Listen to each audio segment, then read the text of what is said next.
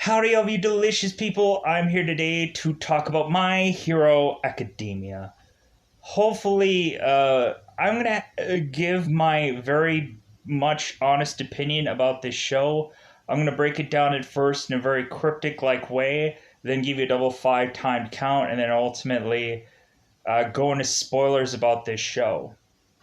I'm going to give a very honest opinion about this season, and I hope that people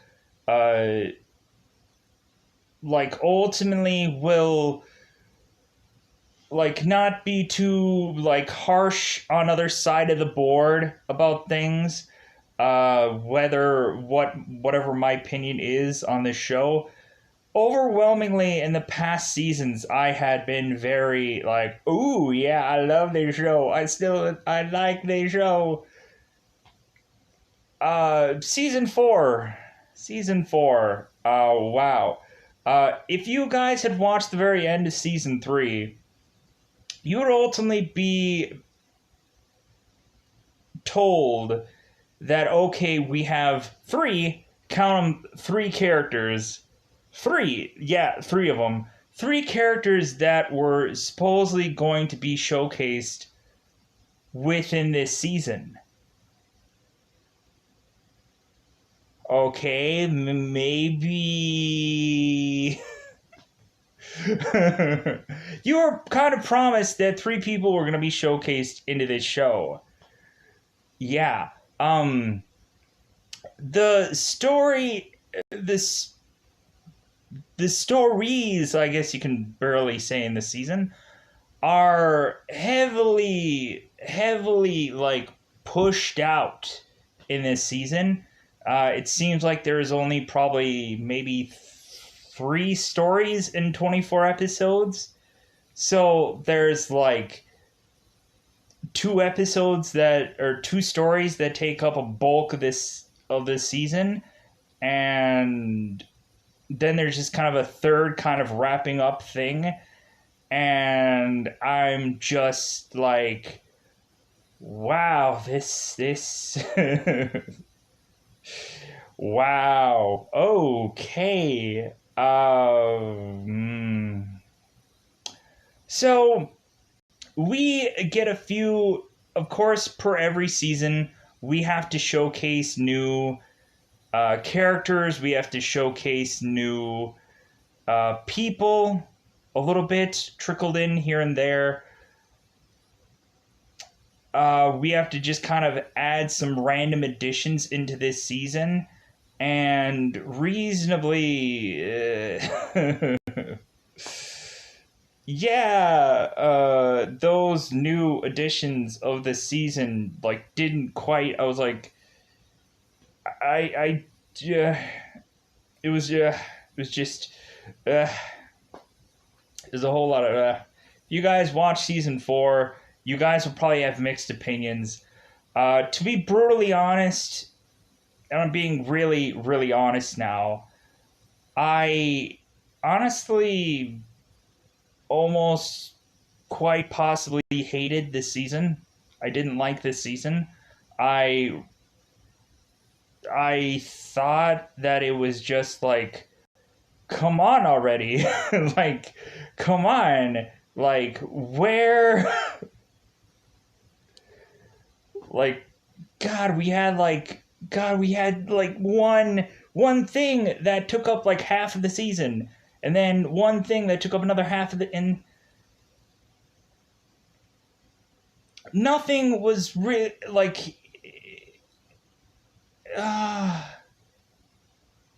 there was really no character building really in this season, seemingly whatsoever. If anything, there might be. Ultimately, a lot of people could debate that. I didn't see any character building in this season whatsoever. It was just... if anything, we had one character that was built up as a trophy to win, and this person was not a hero or villain. It was just an innocent bystander to this whole thing. And I was just like, ugh. But I'll explain the innocent bystander thing kind of uh, within the spoilers, because I'll have to do that because she has a whole entire story dipped up to her. I was assuming that they were actually going to like. It seems like this show is now completely trying to avoid like, if it's not a school thing now, then it's just like not that really just like, we don't want to, like, it seems like they're kind of stalling. It seems like they're just kind of like, well, we don't actually want to show this person eventually like actually just becoming a real deal, like, legitimate hero. No, we just kind of want to just like, we just want to pump the brakes a little bit. And yeah, that's what we're gonna do. We're just gonna pump the brakes on this one. And then also they did a thing that I did not like. I really did not like. There was a number of things that I did not like, or towards the end of this, I was just like, why go into this? Why do this at the end? And then I was also kind of like, I was a little bit fearful of what they were gonna do at the frickin' end, because I'm like, don't tell me like this is gonna happen, and then all of a sudden, yeah,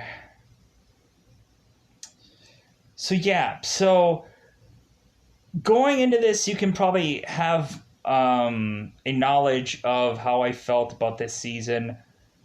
I am just really disappointed, because it's like, what? So if it can't be some kind of like challenge thing that they can't throw together in the school, or it's not some kind of like stakeout-ish like thing, or some kind of like them kind of doing patrols out in school, like they can't do anything else past that.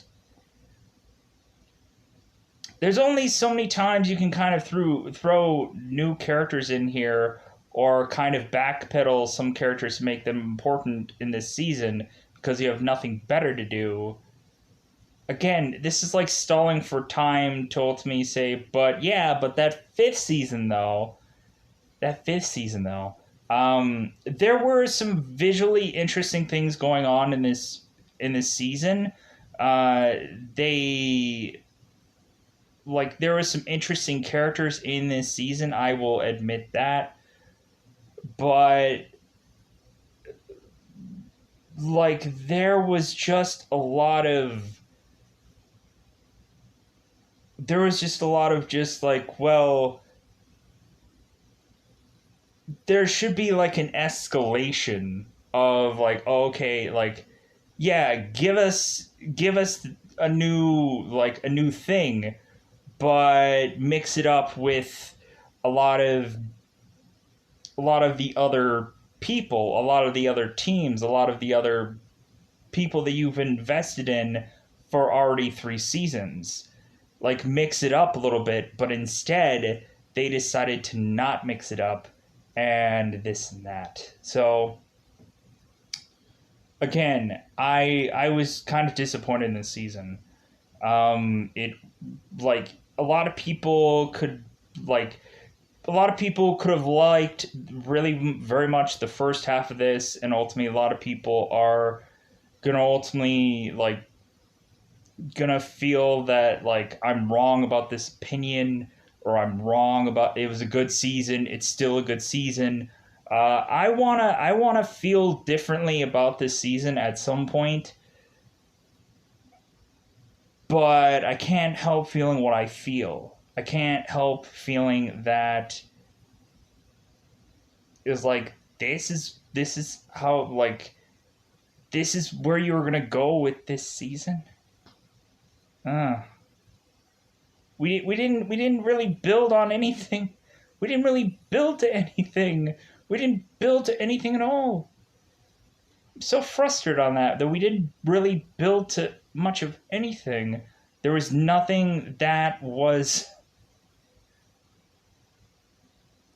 There was a lot of like filler time when they didn't have like a big story. Honestly, like they are either running of ideas or they don't know like what's going on past the whole school point. After the whole school point, they're just like, uh, I don't know. I don't know what to do. I want to keep them in the school because my academia, it's got to stay somehow in the school somehow. Because there were people that were definitely not showcased correctly in this show. And that's my gripe. That is my gripe. So I think now it's about that time to get into spoilers about this season. We have 25 episodes to cover. There was one episode where I kind of really just, like, I think the last two episodes I really skipped around a lot because they were just, they, like, especially before the story that happened before the last two episodes, I was just like, we're doing this. We're seriously doing this. Okie dokie, artichoke. So I think it's about that time to crank into spoilers. I wanna just ultimately feel differently about this season. But this season was just nowhere near the writing of other seasons. Like, I think bizarrely at one point, like through some portion of the season, they had to do a brand new opening intro scene, and I don't know why. Maybe they changed the introduction. Like, I guess they just kind of assumed that people like dropped off at some point, and they may have thought it was like the introduction of this show. I don't know. I don't quite get. Maybe they thought, oh, if we have a new intro to this show, maybe people will think it's a different show, and then they'll. I don't know. I don't know what the issue of the new intro in this season was because I didn't look it up. I don't know, but I have loved this show because ultimately I was just like, man, wouldn't it be cool if they could do this kind of character and put in this kind of character and really like escalate this more and this and that, but instead we got this thing. So ultimately we are going to go and do spoiler time. Spoiler time. It's about that time to get to spoil this show. If I ultimately had done a countdown and this and that, it's spoiler times. Spoiler times. So we ultimately have a character that ultimately was. We have three characters, the big three, that were ultimately supposed to be cased in this show. We were going to have the one girl who ultimately her power is to surge. We had the one kid that was supposed to be like very like his self-esteem was horribly bad. And then we have the very goofy kid at the end of season 3 who ultimately kept running around being naked, and he was stumbling upon himself. But ultimately, he had a very Kitty Pryde-like weaponry, and he ultimately would phase in and out of things. And, like, ultimately, he was going to be hero number 1. Like, clearly. Like, yeah, this is going to be the greatest hero since sliced bread. So we have it to where ultimately, in the very beginning of this show, we have Deku, who ultimately is trying to find a work release program to hero up. He ultimately calls his previous predecessor who had watched over him, and he's like, you know what, I'm not really wanting to take on anybody anymore. Like, how about you just call All Might, and he'll set you up with his former like partner that he used to work with. I think his name was like Night Eye or something like that, or Night. I think it was like Night Eye. If I'm wrong, I apologize. But this character, like, he's just a way to just kind of drive his story. But anyways, so if I say that wrong, I apologize. But his character is what he is.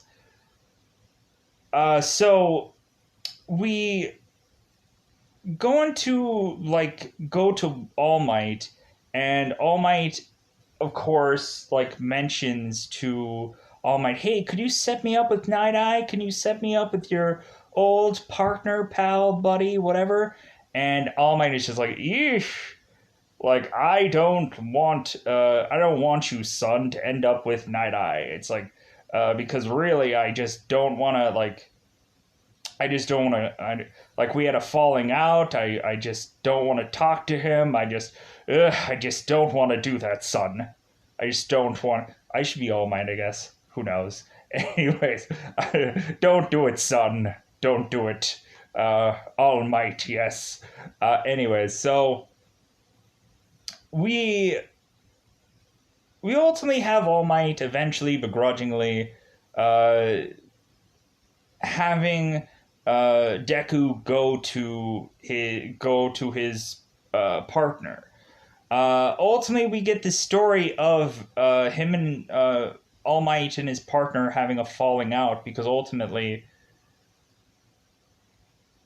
we we have it to where his partner is, of course, a guy that can see the future, uh, with to the extent of a certain amount of time, and so ultimately his partner is in flashback form telling All Might that hey, it looks like you're really banged up. Like, I think it's time to hang up the boots and it's time for you to give up your power to Miro, or to who is called La Million, aka the guy who had the Kitty Pride powers and was naked at the very end of season 3. Uh, La Million, and that's probably what I'm going to call him for the rest of the time because I don't want to mispronounce and whatever. And and Night Eye is telling, like, All Might that he needs to give up his power up to La Million, and All Might's just like, you know what? No, I want to keep doing this. I want to keep helping people. I want to keep saving people. And Night Eye breaks down and tells him, he's just like, if you keep going the way you're going, it's like eventually someone is going to kill you, and you need to eventually hang up the boots.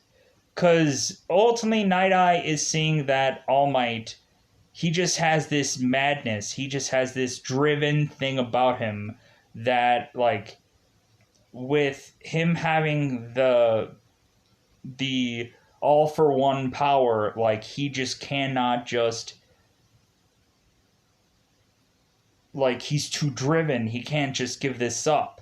And he would otherwise rather just die than give up this power selfishly, bizarrely. But ultimately, All Might tells Deku, it's like, well, yeah, like, he told me that I was gonna die. I was gonna be on my deathbed, and if I didn't give up this power. So ultimately, I was kind of looking for suitors. I was kind of looking for somebody, and then I just end up bumping into you, Deku, and kind of like telling us like a pre-story that happened before season one.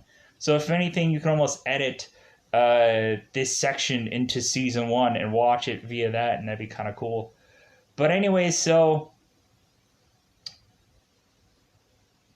Deku is just like, oh, great.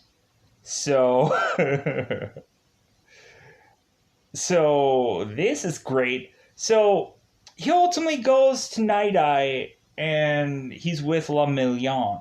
And they go in there and Deku is just like, well, hey, like how do I like how can I impress like All Might, or how can I impress All Might's partner Night Eye? How can I help him? Like, hey, how can I just win him over? And Lemillion basically just tells him, it's like, well, hey, if you make him laugh, then like you'll win him over.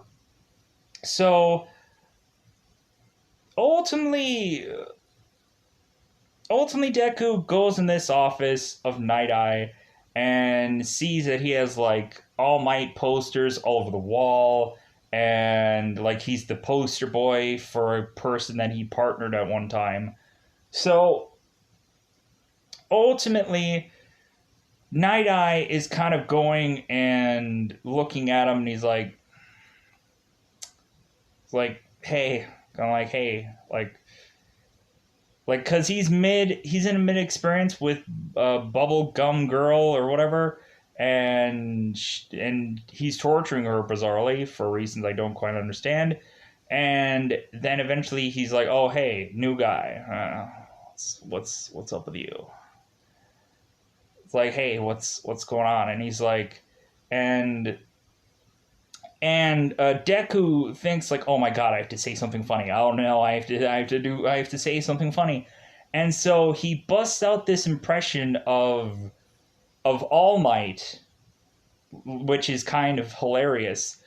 And he's like, well, hey, fearless leaders, or something like that. He does it in a very All Mightish voice like thing, and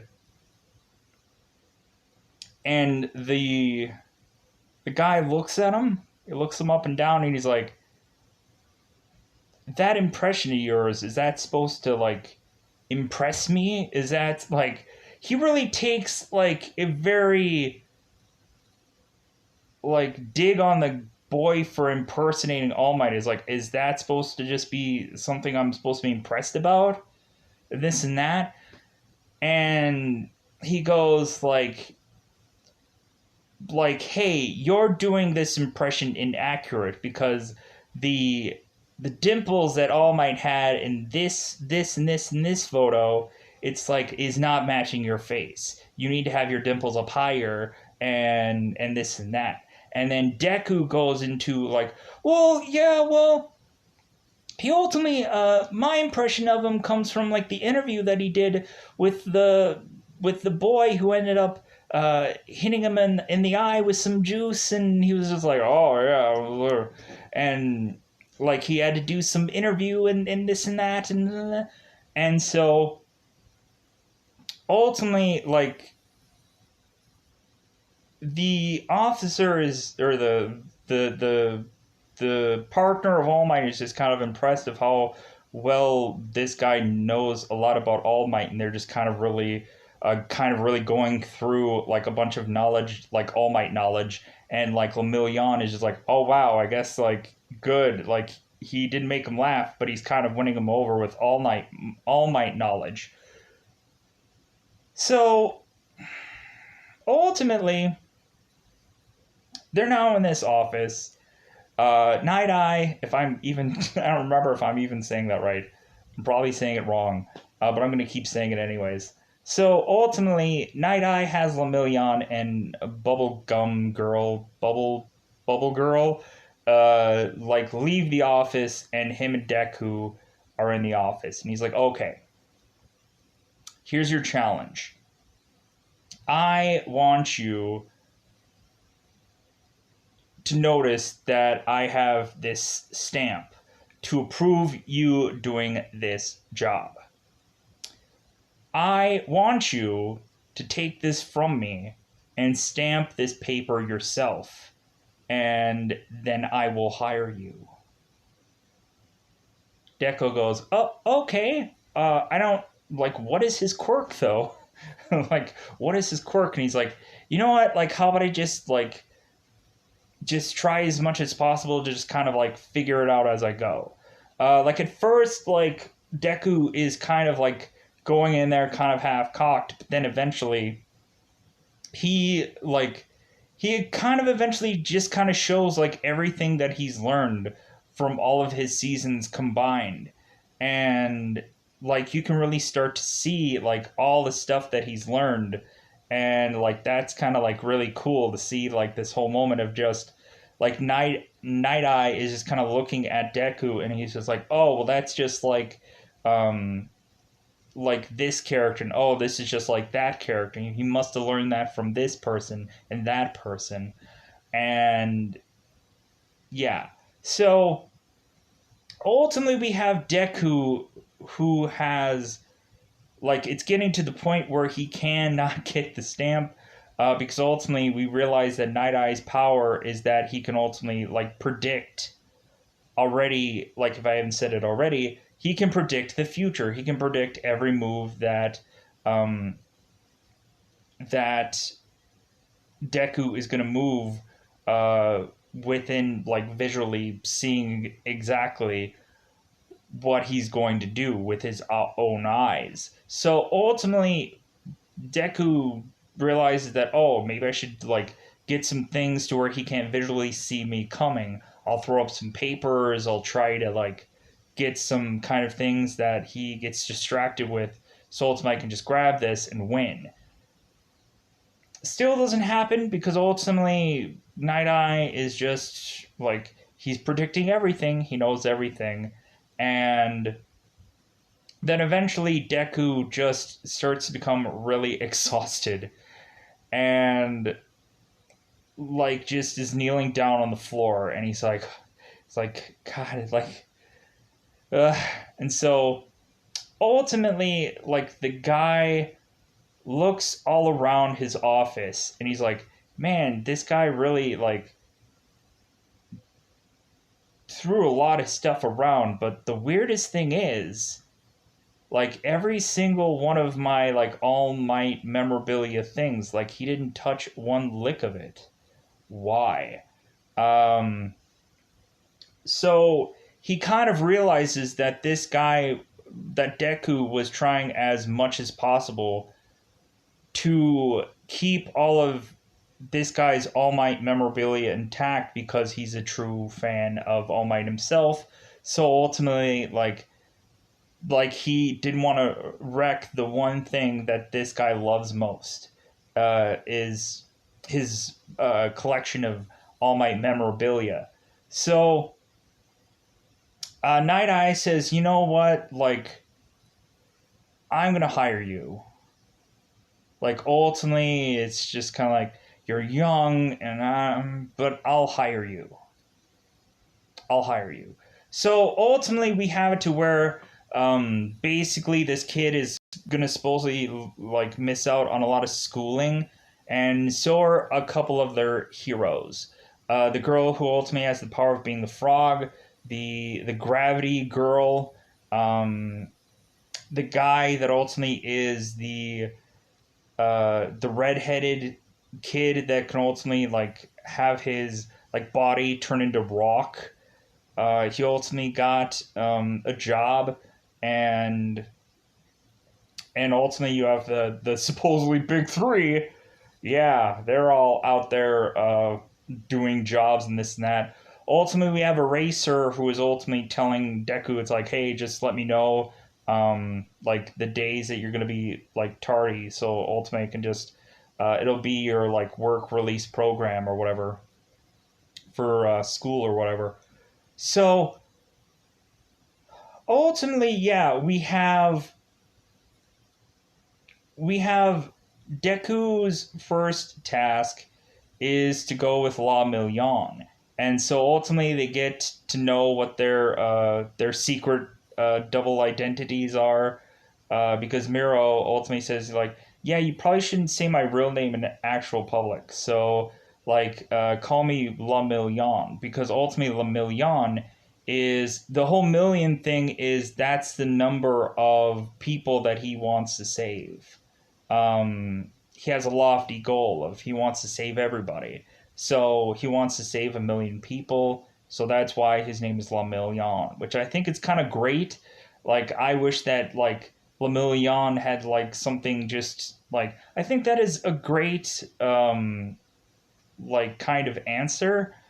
But what happens when he saves more than 1 million people? Is he just like, well, go for another million? Is he just going to call himself another million? Like, I'm just gonna call myself another million, or maybe he'll call himself 2 million, la 2 million. But anyways, we have Deku and Lemillion. Ultimately, just kind of going on patrol. Ultimately, it doesn't really seem like there is much of a goal there. They're just kind of going on a patrol because there's kind of like a stakeout thing going. Supposedly, they've heard that there are certain kind of acts going on in certain kind of areas, and so they're just kind of going on patrol, checking things out. So while Lemillion is basically just being him, and Deku is just kind of being him, we ultimately stumble upon this girl with this like one like horn on her head, and Deku is just like, "Well, hey, how about I just kind of help her out and just kind of, just kind of like get her to a place that is safe, because ultimately I feel like she needs somewhere to be safe." And so ultimately we have a guy that approaches out of the shadows and has this like long like that old fashioned, like when they would have the plague, like the long beaked like a doctor mask from a while ago. And I think he was in the other prior seasons, but he wasn't like, he was just kind of there as like a background thing, but he was never actually showcased and actually like showing us like what he does. So ultimately, this guy appears out of the shadows and mentions that he is the father of this girl. And so ultimately, you have Lemillion and Deku both approaching, and Lemillion is just like, oh hey, yeah, like what a wonderful day, right? Hey, woo, and he's like, well, hey, yeah, you guys must be like heroes, right? Like, what school do you go to? It's like, and he's trying to figure out who they are, and ultimately like Lemillion is trying to like not give specifics. He's trying to be very vague, because ultimately he doesn't want him to know exactly what school they're from, in case eventually he comes after them, or like he doesn't like, neither one of them want to like kind of really know who one another are. Like they're kind of playing this fast and loose, because ultimately they're just kind of like, well, hey, yeah, we're just kind of like in the area, just kind of just kind of just just kind of heading to school. Oh, what school do you go to? Oh, yeah, just around here, kind of thing. Like very vague. Everything has to be vague. And so eventually the supposed father grabs this kid, and like at first it seems like the kid doesn't really want to go with his father, or she like tried to like escape out of this place. Deku was trying to save her as like quickly as possible, but then this guy comes in, and Lemillion is like, whoa, whoa, whoa, whoa, like we got, whoa, no, don't do that now. Don't do that right now. Don't try to do this, because ultimately this guy is gonna be like, it doesn't seem like it, but this guy could be really aggressive. Like, let's kind of like talk this down, get this guy to just kind of like go away, let this girl slip out of our fingers, and eventually we'll eventually come back to this later on or report this, um, and get some big guns in here. So we eventually have this scenario, and it's just like, okay, like that's one portion of the story.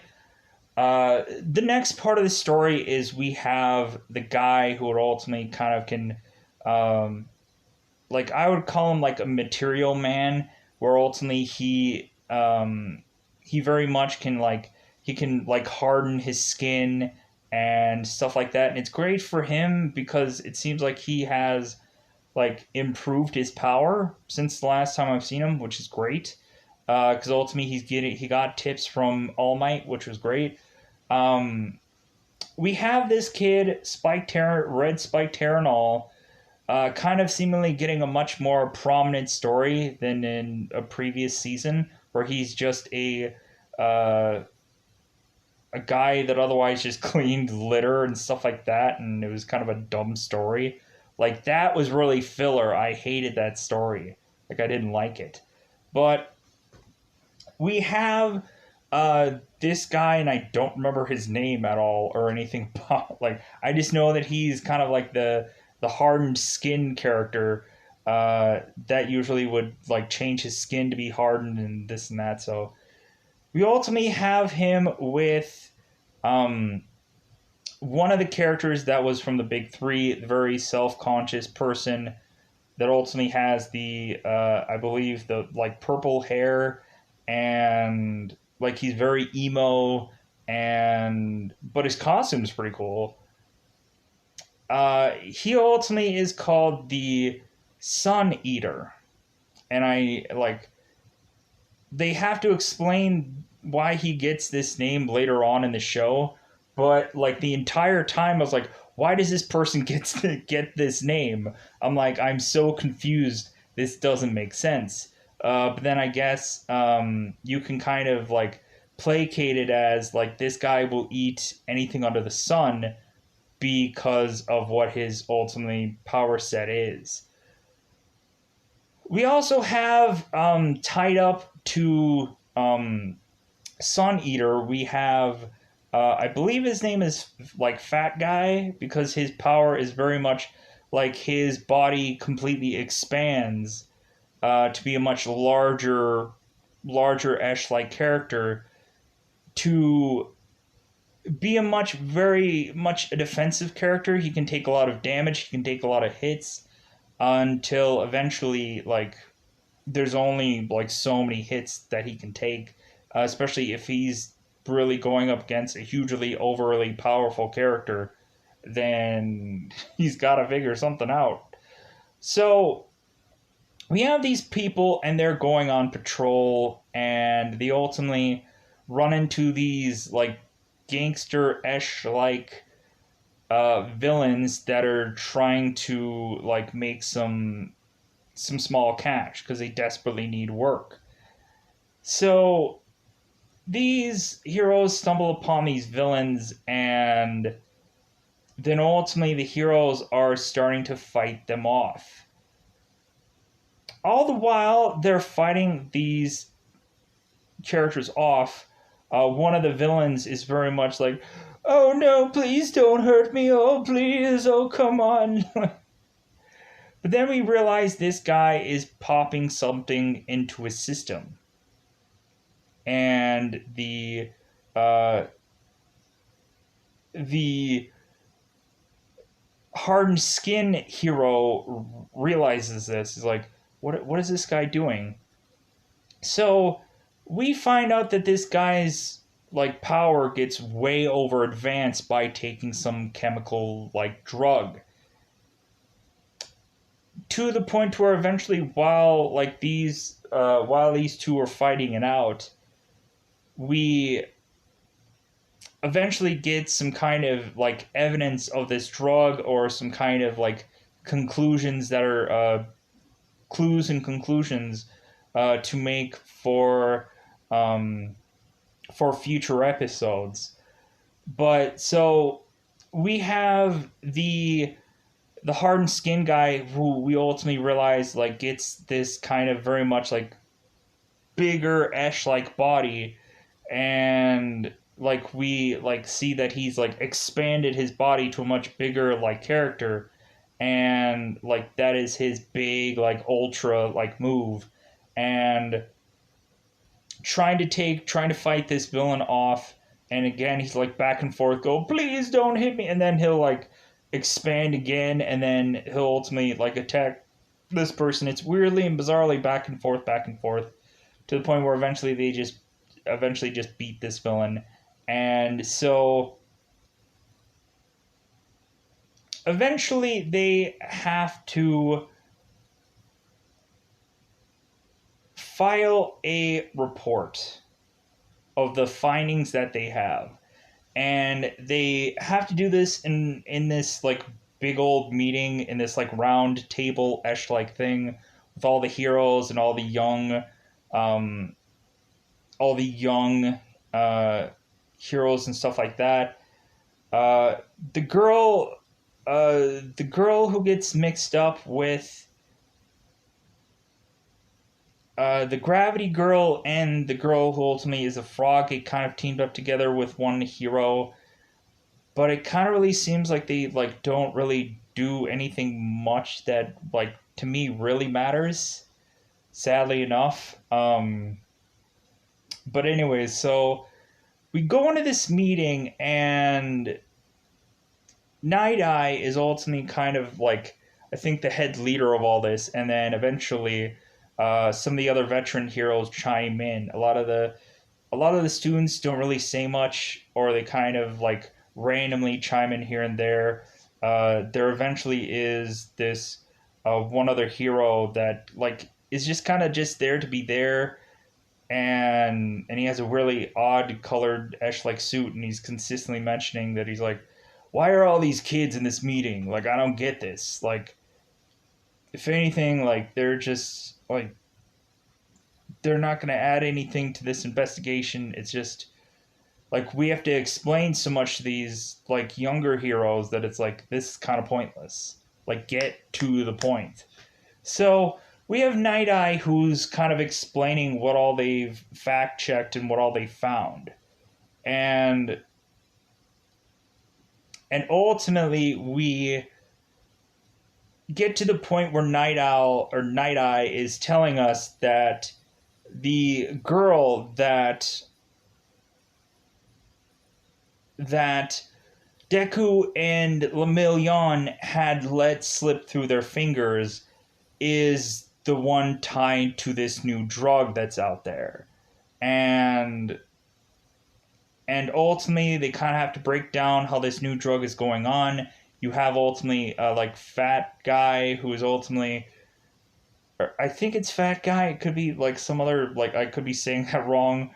um that's just his name. Like they usually call him Fat a lot. It's kind of weird.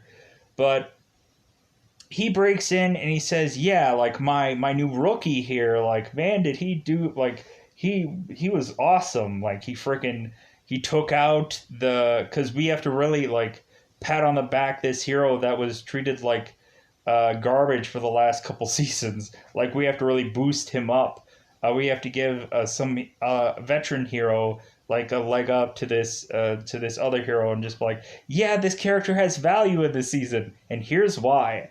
So he's like, yeah, like my rookie hero, yeah, he freaking took out this guy who was like awesome. It was great.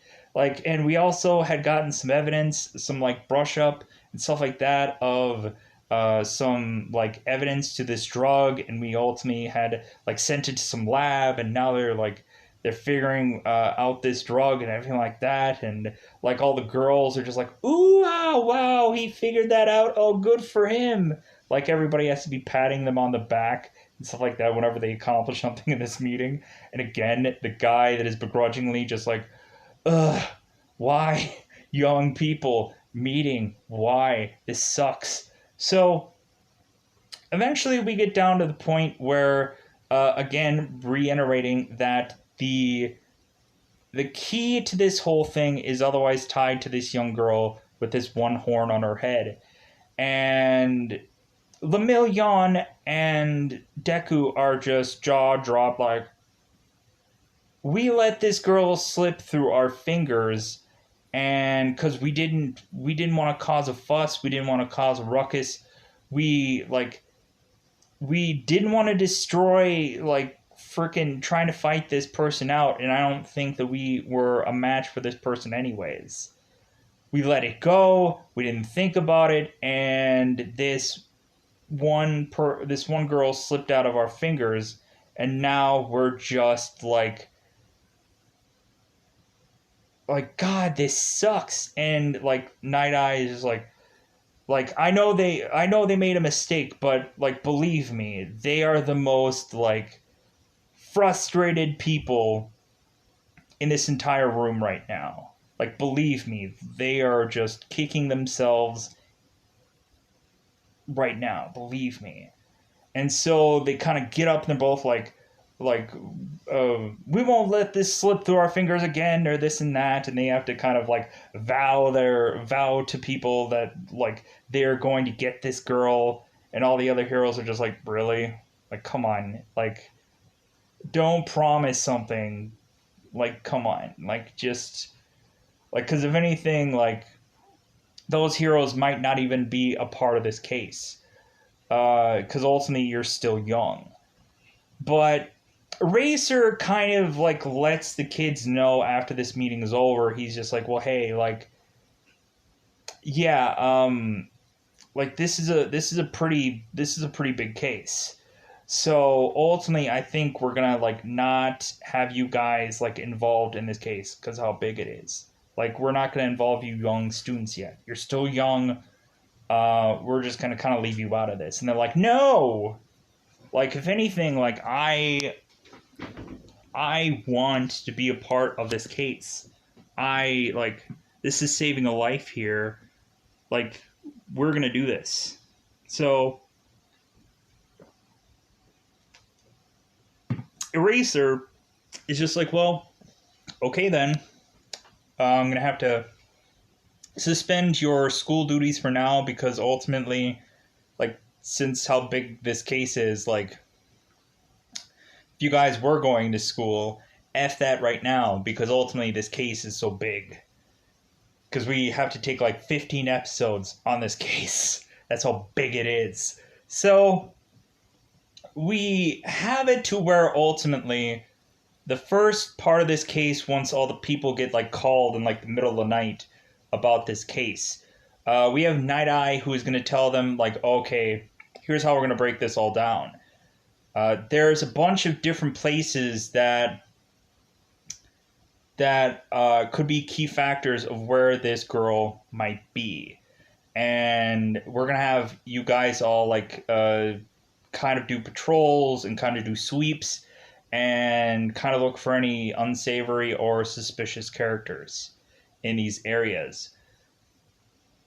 And so ultimately everybody does that, and it just kind of eventually goes into Night Eye, of course, going into an area that he really and truly believed was the area that could be where this girl is.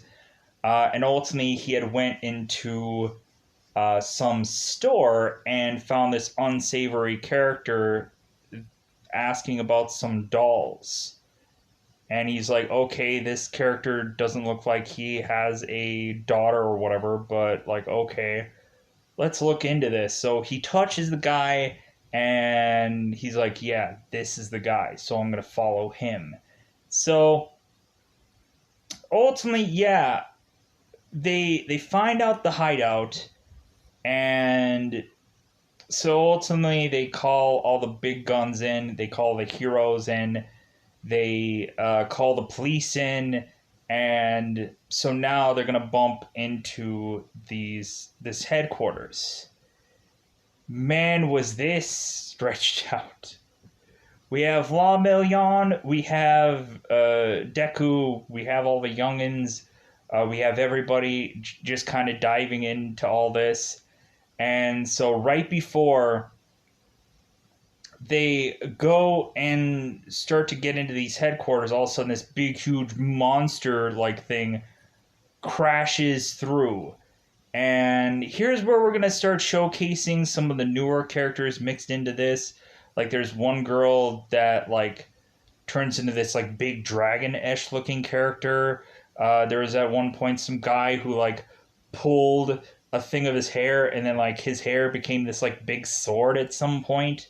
Um, this and that. There was a lot of like odd ballish like characters kind of mixed in here, but not really put forth a real true effort into really giving like us like why are these characters here. That kind of happens through bulk of this season, when there's just kind of random mixed in of characters where they never get a backstory, they never like they're just kind of there, and maybe in the next season they're going to spend some more time on this person, but until then it is what it is. So they ultimately take this big creature down, and that leads them into, of course, getting into these headquarters. Basically, of course, La Million, of course, goes first because he has that like power to just kind of like float through everything. We have this character that takes a drug and like is a mimicry like person, and he ultimately is taking every single one of the walls of this like long esh like tunnel thing. These guys are gonna have to get through like this super long tunnel where like all of a sudden walls appear and this and that appears, and we have Lemillion that is just going through every single wall and this and that to eventually get to the villain, to get to this girl. And all the while we're eventually having the other characters kind of slowly but surely going, whoa, wow, whoa, this is getting very hippy dippy. Like I'm getting like an acid trip going on here, because it's like the floors and the ceilings and the walls and everything are all just kind of like are just like wobbling just back and forth, and they're like, whoa, like what is going on here? Oh my god, we might just like get crushed, or we might just die or whatever. But these people keep going through this entire entire like section and section and section and section, to where ultimately a wall appears. Deku breaks the wall with the guy with hardened skin, also tries to break. Uh, and so ultimately they're just like, oh, okay, all right, let's keep going. They eventually keep going. It gets to the point where they also have Sun Eater with him, and I didn't actually showcase and tell you what Sun Eater's power is, because ultimately he gets a much bigger showcasing here. So this guy tends to Sun Eater eats a very weird amount of food.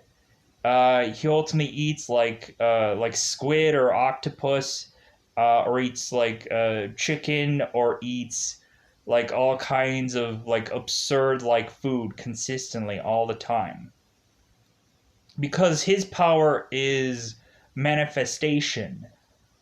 So we ultimately have this person that can all of a sudden magically out of his fingers have like octopus appendages coming from out of his fingers. He can ultimately have like chicken legs and kind of like chicken wings and all kinds of bizarrish things. It's freaking weird, but evidently that's his power. He can evidently eat anything and eventually like use this as his power. So eventually they keep getting down this hallway, and eventually they have to have Eraser safe, because Eraser can supposedly, of course, like cut out certain people's powers. So ultimately Eraser is like right up front, kind of going through, and eventually there's this like wall thing that kind of appears, and so Fat Guy and Hardened Skin Guy kind of like push Eraser out of the way to try to help him, and they get stuck in this like hole section, and the hole section like down this like tunnel thing, whatever, this other room like section where they eventually have to fight this like this caged fighter guy that has never been undefeated, and this guy that can generate shields. And they just fight that guy for a severely long-winded amount of time, and like basically like the hardened skin guy basically really quickly blows his load, and then fat guy is really just kind of consistently like I'm taking a beating here. Like, what am I gonna do? But eventually he pops the guy pretty well, and he's donezo, and or what we think. But then the hardened skin guy, he also goes and attacks this guy and earns the respect of the villain, and he's just like, I thought this boy was just a boy, but no, he's a man. And like, again, why do we have to have this one character, like, why are we trying to build this character up so much? Like, I think it was kind of nice at first, but now it's starting to just become a trope that we have to take like a very insignificant character, and just we have to build him up now. Like, where was this any number of seasons ago? Like, if anything, I would really like their, like, I guess at some points you do get certain characters that do get their time in the sun, like the girl that has the power of the frog. I think she was kind of built up here and there. Um, like the gravity girl, I think was kind of built up. So like the girl that like would her quirk would be just inventing things, just like just like creating things out of nothing, and she had her own arc, I guess. So like, I guess they were just like, well, kind of everybody's has their kind of arc, but yet this guy, and we kind of like treated him like crap the last season. So I guess we ultimately just have to kind of change that. And yeah, so what are they going to do next season? Are they going to have to really build up Tape Guy? Are they going to have to build him up? Because that's the only character that they haven't really cementingly built up yet. Or are they going to have to go with the bird guy with the dark passenger shadow guy? They're going to have to build him up now? Because they barely have done that, rarely in this show. Or not good enough.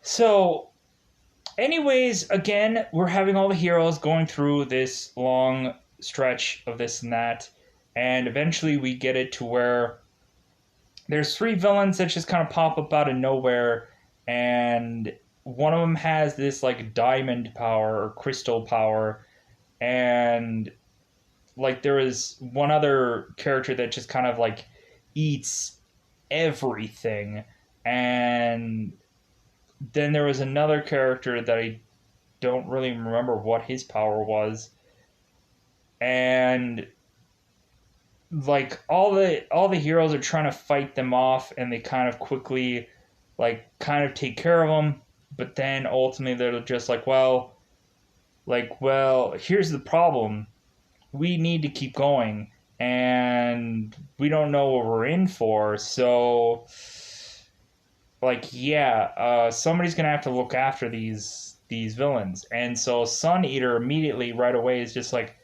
me, like, I'm gonna do this. Like, I really have to like if anything, like Fat Guy like believed in me that ultimately like I should have more confidence. So here I am being more confident, and I know that I can take these three characters down if need be. And Eraser pops the guy that eats everything right in the face, because ultimately, I guess he was the biggest threat. Surefire enough. So we have it to where like Sun Eater is watching over these guys, and eventually they break free, and eventually he has to fight all three of them. And at first, like he's just really dancing through all of these guys. But we eventually end up knowing that Sun Eater had talked to La Million and ultimately like kind of given him his nickname, and so like that was kind of an interesting story. But then like yeah, Sun Eater is gonna have more confidence and just deck all of these people, and then of course like went over because he even eats one of the diamonds of the crystals that one of the villains has, and then all of a sudden he has the diamond crystal power that this guy had. And so ultimately like he's kind of counterbalancing a lot of these heroes by figuring out some kind of strategy. So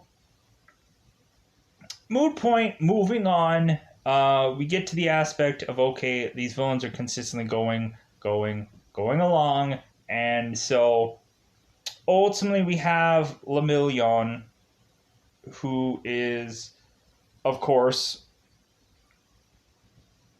going up against the villain because he's just like, well, hey, how did you get here like so quickly? Like I thought, like I was throwing a lot of wrenches and a lot of stuff. Like I thought, like there's no way that anybody could get here and get here so quickly. Well, the Million, like it kind of gets to the point where there's like some villain where like there's some villain that basically like has the quirk of like confession, and like everybody has to tell this confession character like what their power is at some point and this and that. And so eventually we have it to where and this is where it kind of gets really just wow, okie dokie. So we have eventually Lemillion eventually fighting this villain and fighting it out, blah, blah, blah, blah, blah. Eventually, we get to the point where all the heroes kind of make it to him, and we find out that Lemillion has lost his quirk, which I am like, are you kidding me? So this guy, let me get this straight. So we have Sun Eater, who, like, I guess had a big showing. Where's the girl that has the surge power? Where is she? Oh, wait. She'll get some time? If you even want to call it that. I couldn't call it that at all. She's just a girl that's just supposed to look pretty in the show, which aggravates the crap out of me to no end.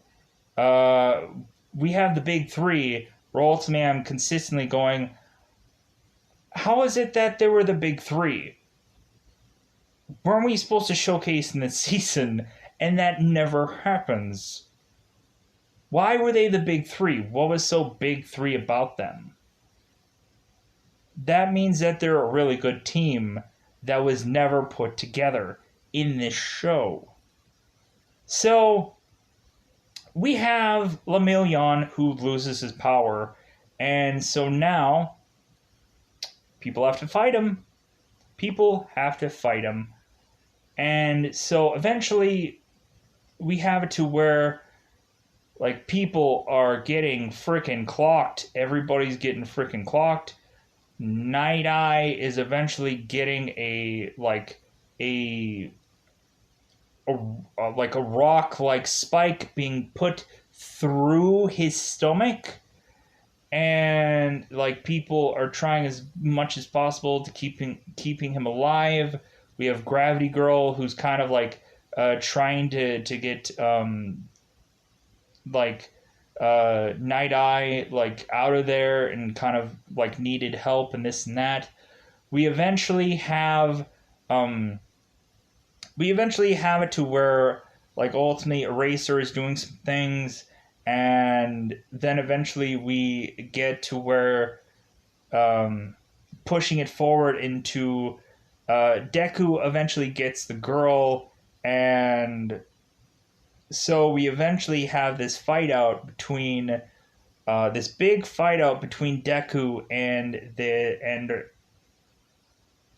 this girl's father. And so we find out that this girl's power is to rewind everything.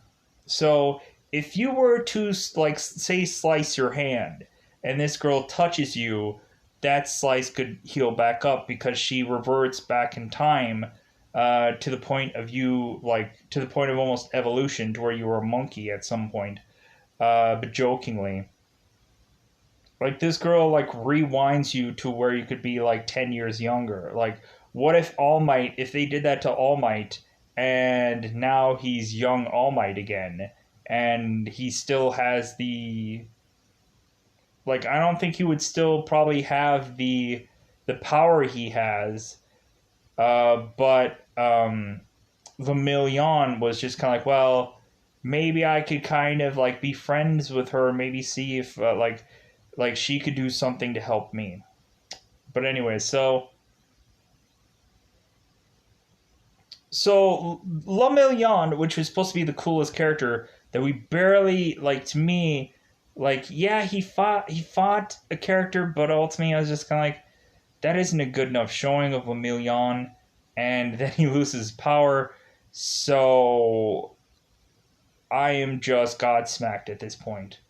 I'm like, this is supposed to be hero number one, and poof.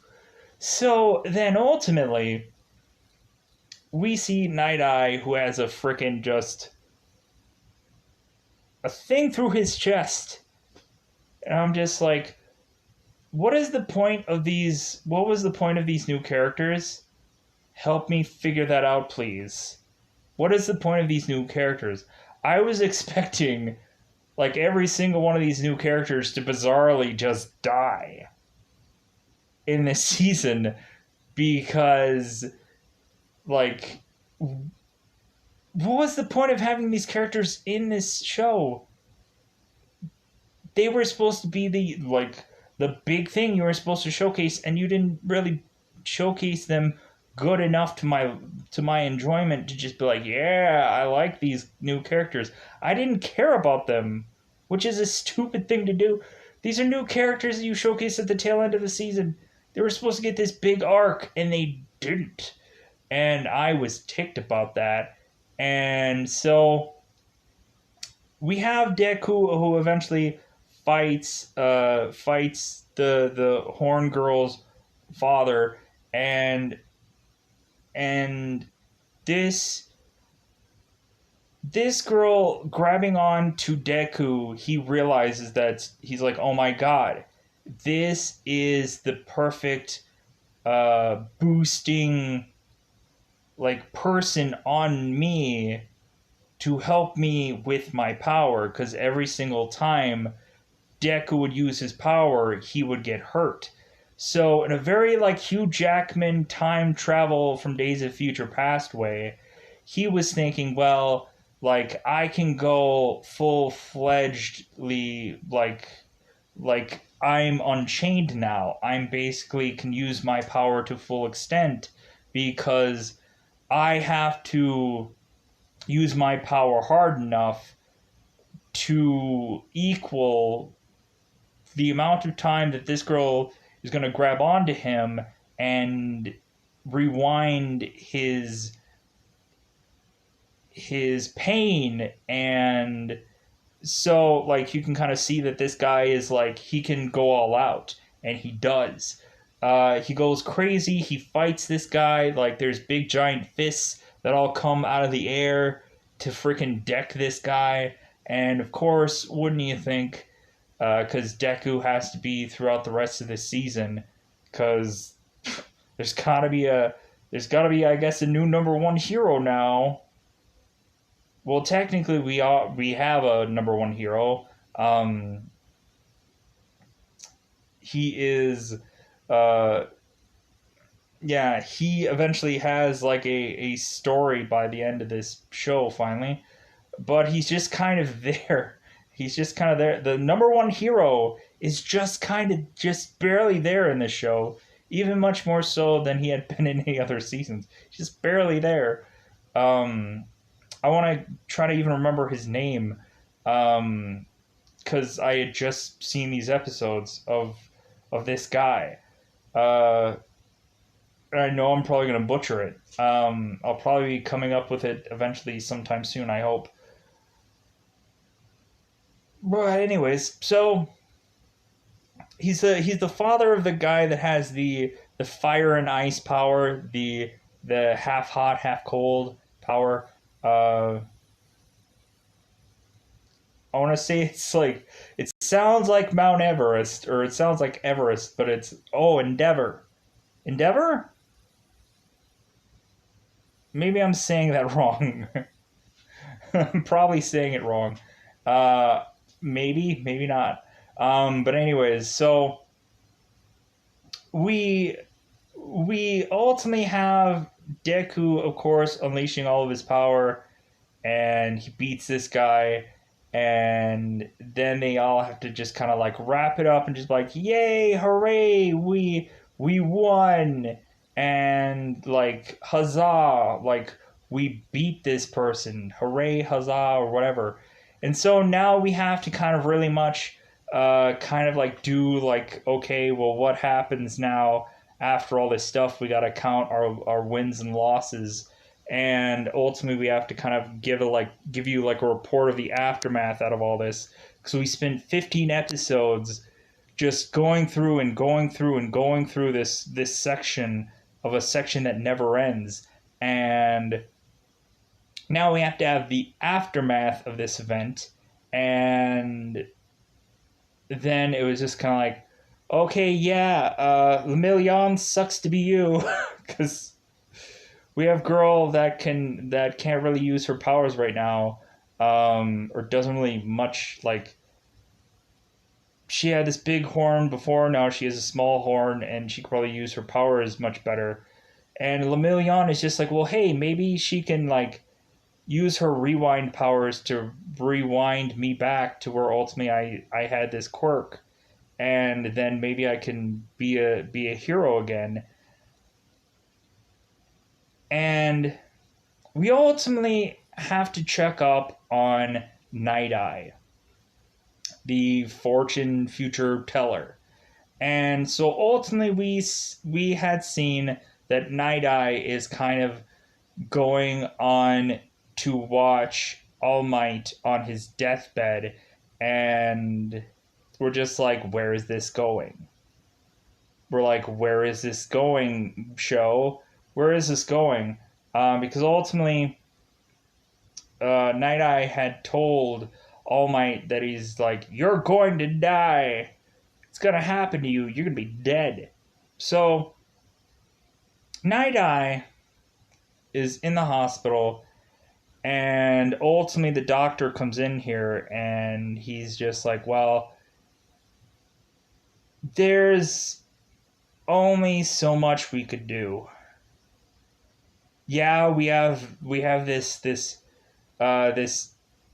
the healer nurse that kind of can heal everybody, but it seems like the one character that she can't heal is just this guy, and he only has 24 hours to live.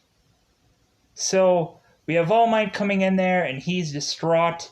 We have Lemillion coming in there, and Lemillion is just like, no, like like you were supposed to be with me on this journey for me to be like hero number one. Like like La Million should be like broken at this point. Like he should be utterly like he lost his powers, and it seems like pretty dang close.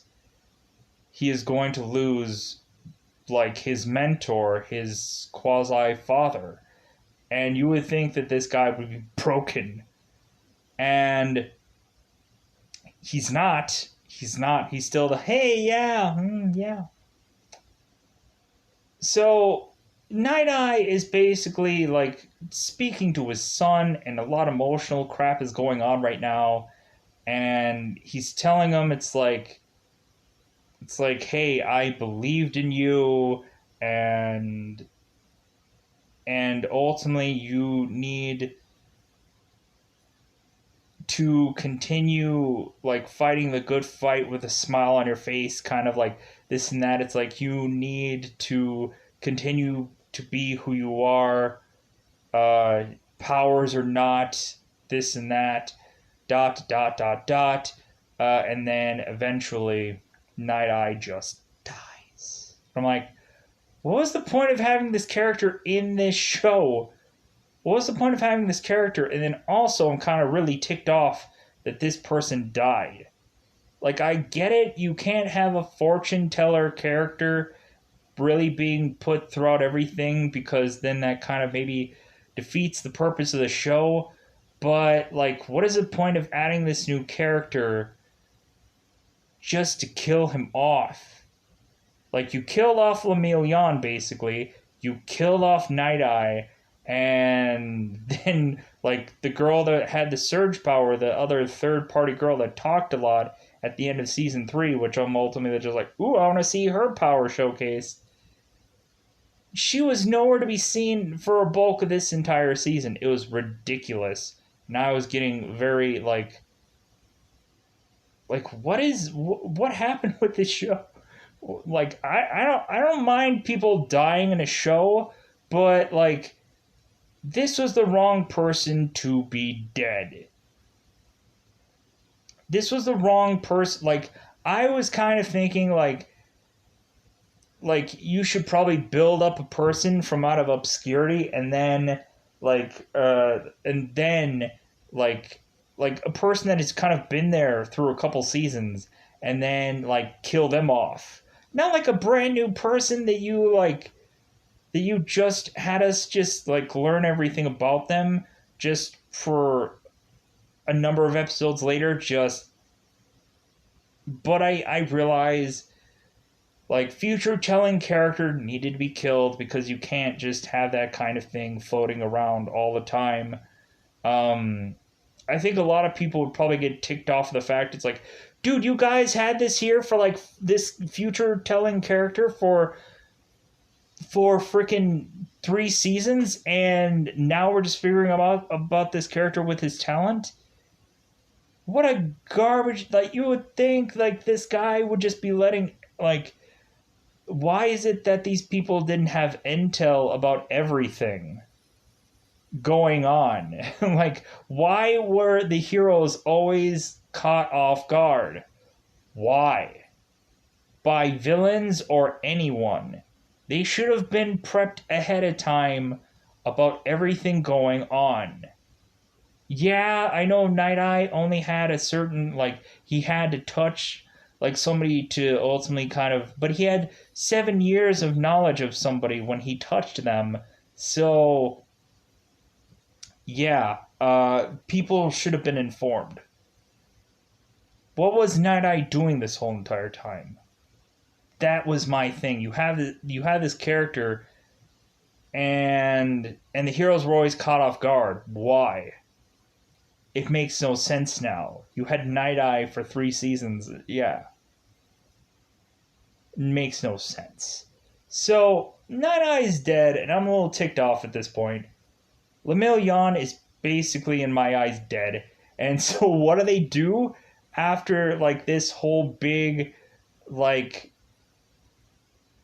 just kind of like, yeah, all the characters that we were supposed to showcase, yeah, didn't really quite get there. Didn't really quite, we didn't show off the big 3 at freaking all. So, hey, how about we just throw a party? How about we just throw a festival?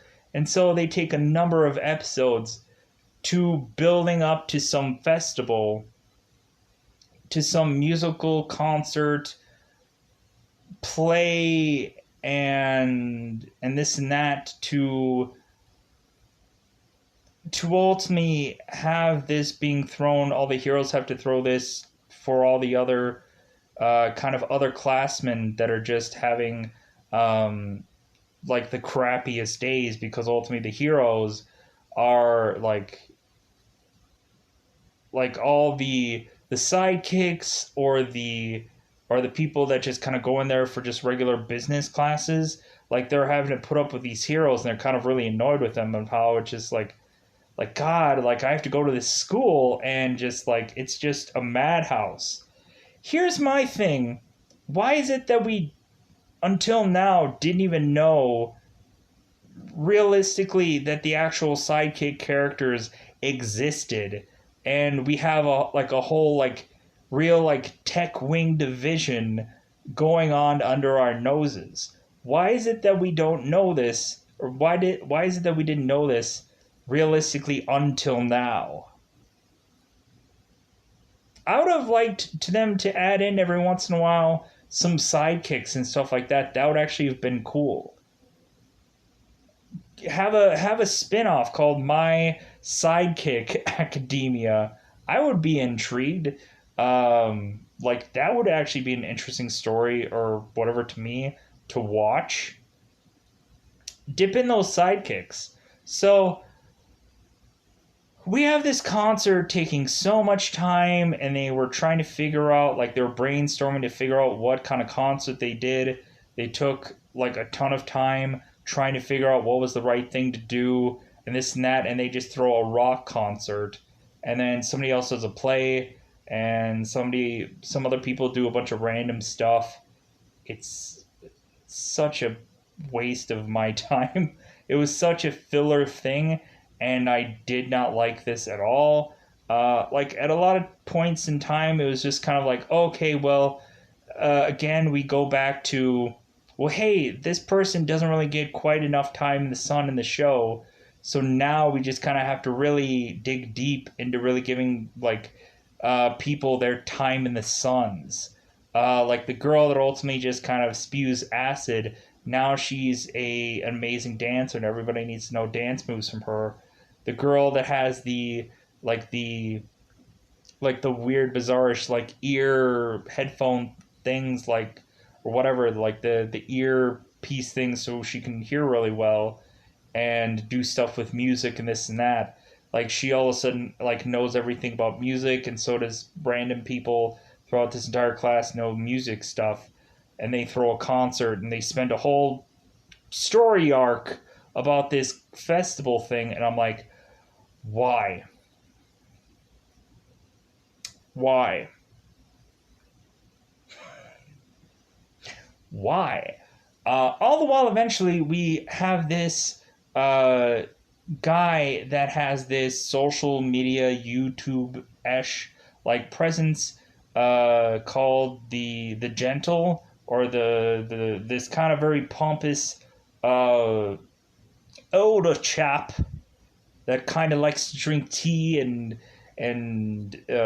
like he's very old fashioned, and he does these YouTube videos of him going and robbing from some gas station to honestly just wait for heroes to arrive, for him to just kind of deck all these heroes and to not even really rob this gas station. Like he was just waiting for these heroes so he can do a YouTube video, and then he just leaves after he decks all these heroes, and then eventually he like, oh, that's another video, and like that's what this guy consistently does. He like social medias every single one of his crimes to ultimately get money off of these videos. Then eventually his channel gets deleted, and so ultimately he like they make a brand new one and this and that. So we have this guy called the Gentle, and he's with some girl that is his camera holder person. That eventually she has a kind of just, her power is just okay, sure, whatever it needs to be. So we have Deku, who eventually like is seeing these videos of this guy, and then otherwise just kind of like is going through and getting last ditch things for this concert that they're throwing. Evidently they needed rope. Right before that, eventually we find that Deku is getting another thing added onto his wardrobe, because ultimately, like, Deku needs to figure out how to do some long distance attacks, and ultimately he very much needs to uh, figure out how to kind of not take so much damage at some points. So ultimately, he gets these gloves that the tech person is now going to give him while she's also doing her gadgets and whatever, because there's some like tech show, like Stark Tech, kind of going on within this festival as well, because there's so much crap going on. And so Deku gets his new gloves, and of course he has to do these. He has to showcase these, and he's going up against this gentleman character because ultimately he like kind of was walking around, kind of buying last minute stuff, and bumps into the gentleman, and ultimately they have a way of words, and like the guy starts talking about tea, and like Deku is just like, "Oh yeah, what kind of tea is your favorite tea?" And he kind of says one thing, and ultimately it leads them to just having a fight out. And I'm just like, wow, like we only have a couple episodes left, and like this is what we're gonna like. I kind of like the social media villain kind of thing, but like this really like it's as if like this guy is really just kind of fighting Graviton like from Marvel. Like Graviton has never really been like this really like ooh Graviton ooh cool, and like this character is kind of like a Graviton-esque. He's just like his kind of things are goofy. Like he has these like he almost has this like Sue Storm kind of power, um in kind of making these like see-through ball-esh like things that can press somebody down, or ultimately kind of like he has this kind of like Sue Storm kind of power, and it doesn't look all that great and or cool. um he can manipulate some stuff, and eventually he does so. Like he manipulates um some like construction site stuff, and eventually it's kind of like the gentleman is kind of creating consistent distance from him and Deku, and but Deku keeps coming back, this and that. It gets to the point to where the gentleman, like whatever he's throwing at Deku is just slowing him down. So eventually the gentleman and his protege ultimately combine their powers, and supposedly her quirk is the power of love.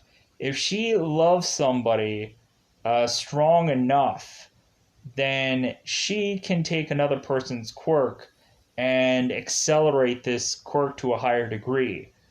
But even with that, like still, like Deku eventually takes this guy down, and eventually just like kind of just like presses him onto the ground, and hopes that eventually heroes will come. Heroes eventually do come, and ultimately like the gentleman is like with his quasi esh like girlfriend at some point, and she's just like, "No, don't take him, just no, let him go," and blah blah blah.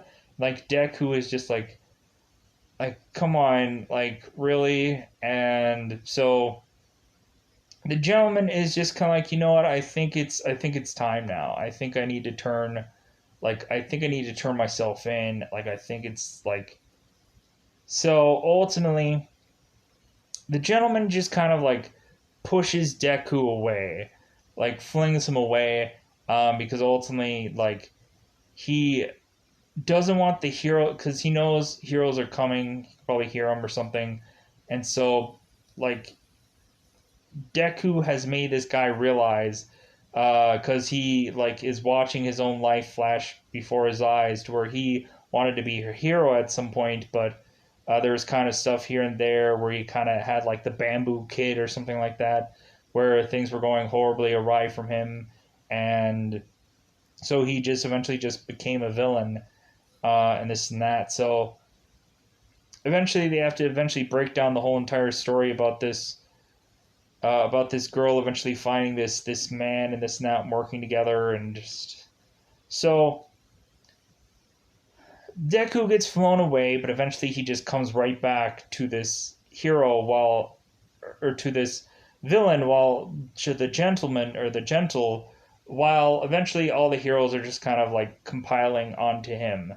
And so ultimately the gentle is just like, you know what, like I'm gonna turn myself in, like I'm gonna make it easy for you guys, like just kind of just like it's my time now. And the girl's like, no, don't let him take away and from me and whatever. And so ultimately, yeah, we have Deku who ultimately he goes there and just shows back up and tells the heroes the truth, and ultimately they just go like, well, okay, like we're gonna take this booking and this and that. So I've already been talking with this for an hour and a half now. Holy crap!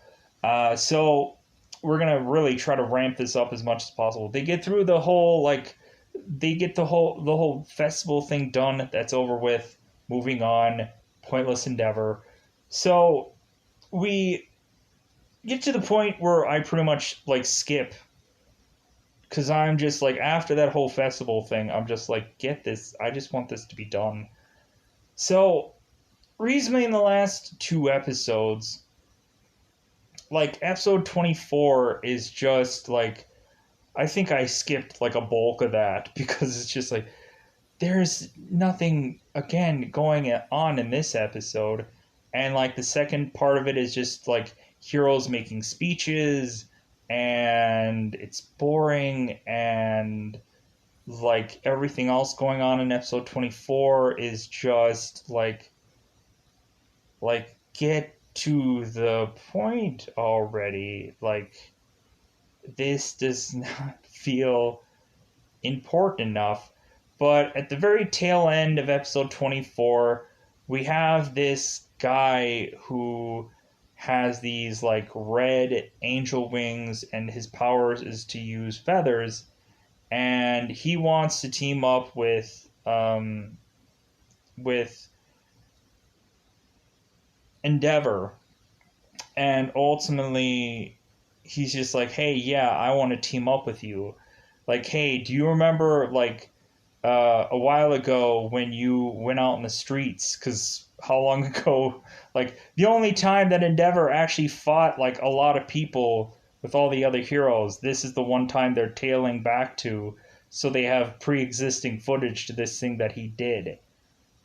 So we have this feathered character that is ultimately mentioning about the mutant like creatures that had multiple quirks, and like those things are like they're really starting to be a real nuisance because this thing is consistently like mutating and mutating and mutating and mutating, to the point where like okay, like this thing is starting to really be a legitimate threat.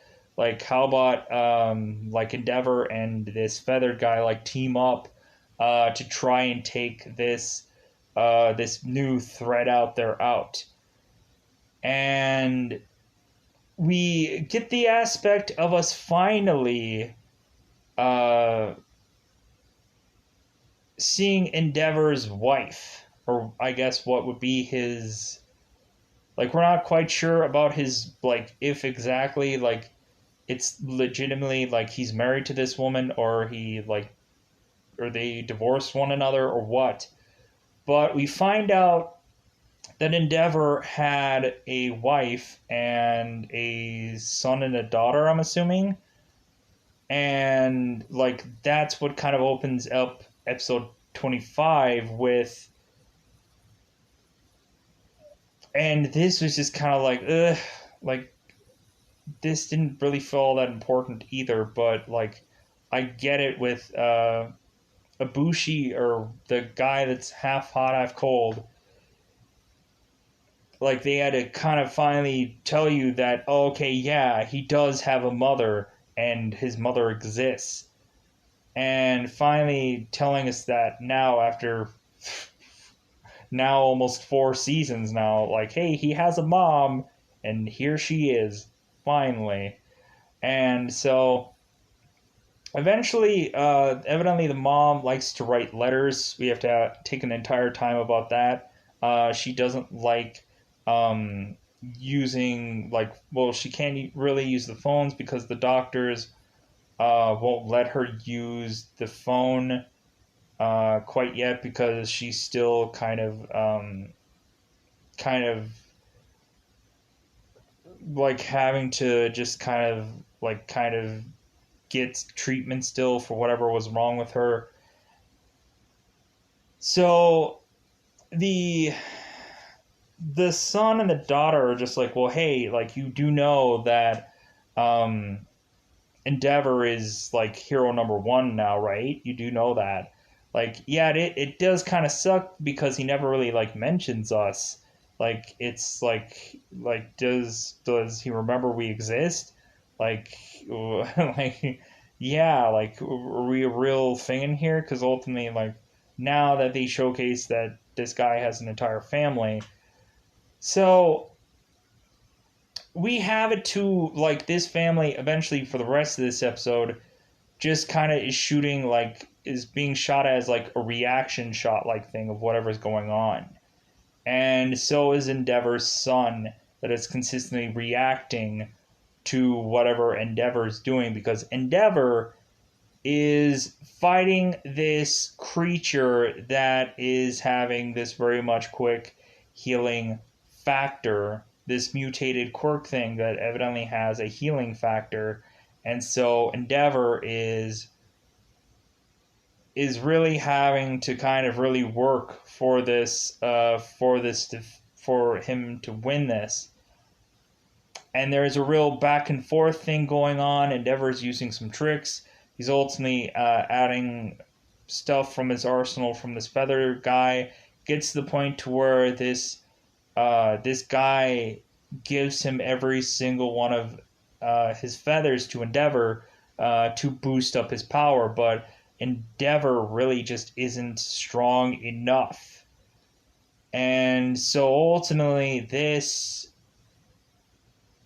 character really wallops him and takes him down. I'm like, don't tell me we're gonna kill frickin' Endeavor now, because I would be like the number 2 hero, or the now number 1 hero.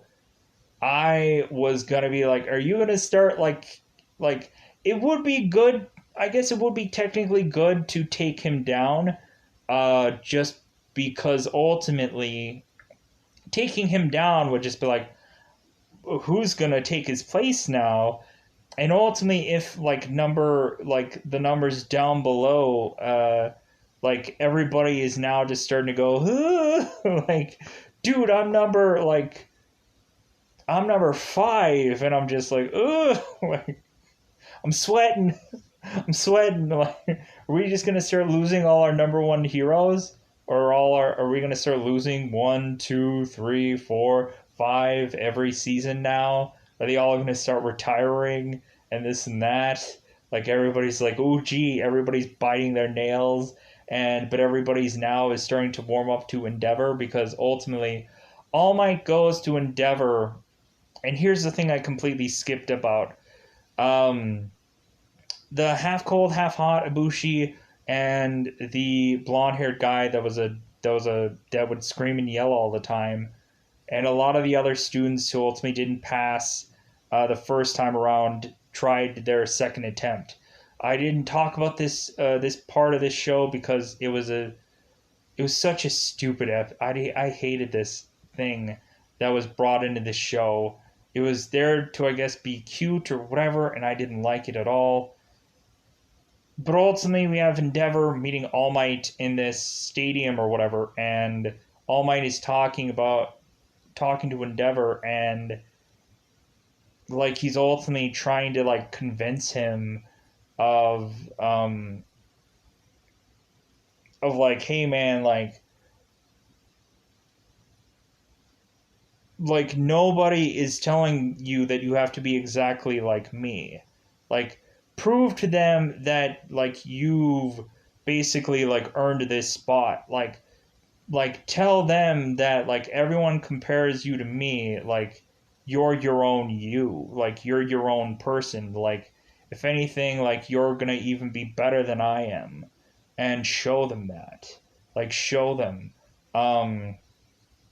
cuz everybody's still like thinking of me like I was the symbol of peace to them, and like and like that that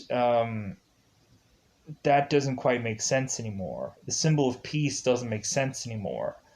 And so like you need to like show them that you've earned this spot, or that you like this and that, like that you're like their guy now. So ultimately, we have Endeavor consistently fighting off this guy, and people are kind of getting around him. They're just like, "Yeah, freaking look at Endeavor! Like he's really like going at this guy. He's really like going at it hard. Wow! Like this guy is helping us. He's protecting us, and this and that." So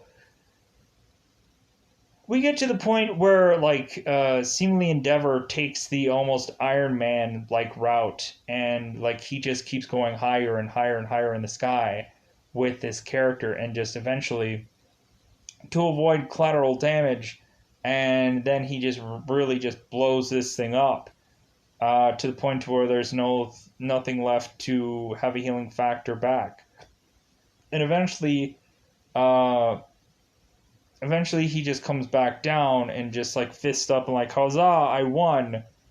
And like I thought that Endeavor was going to die.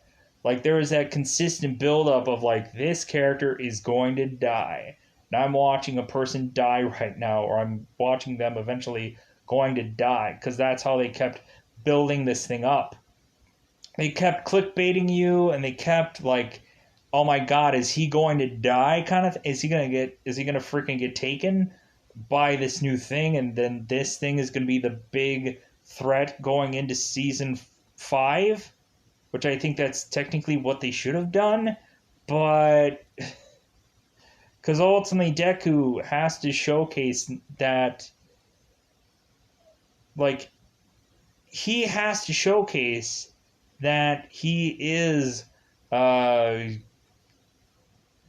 going to be All Might's like predecessor, and he has to show people that he's All Might. But like still, like Deku can barely use 20% of All Might's power consistently, and that's barely like saying much.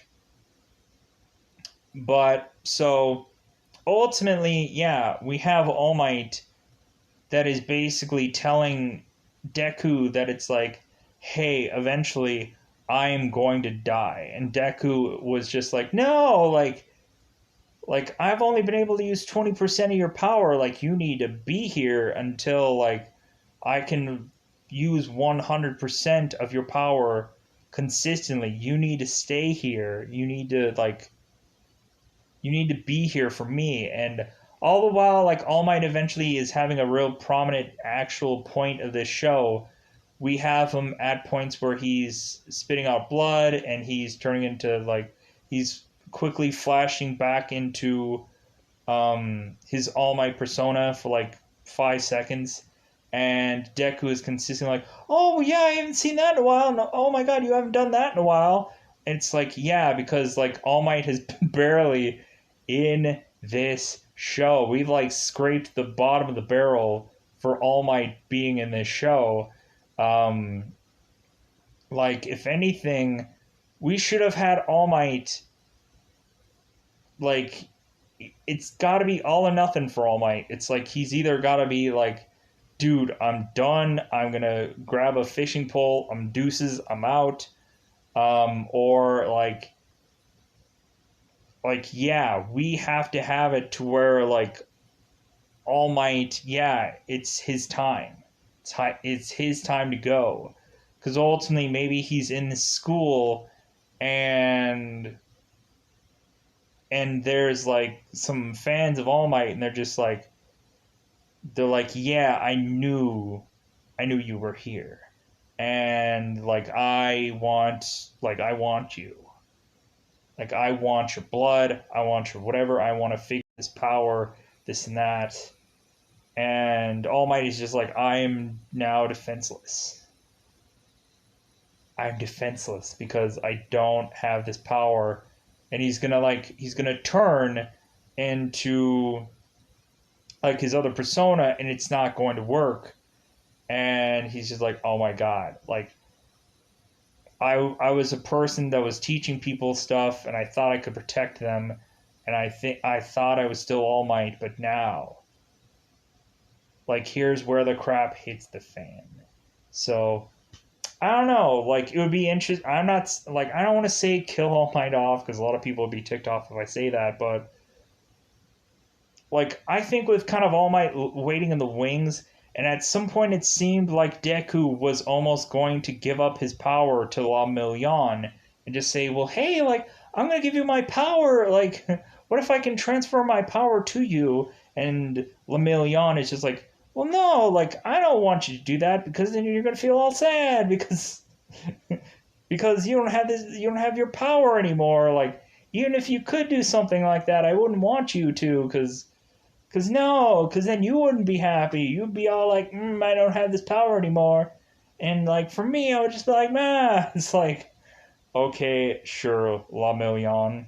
If anything, again, we could have Deku become a sidekick, and like that's how we could get that sidekick spin-off story, and then we could have La Million and Deku like being like that's how the story could have went.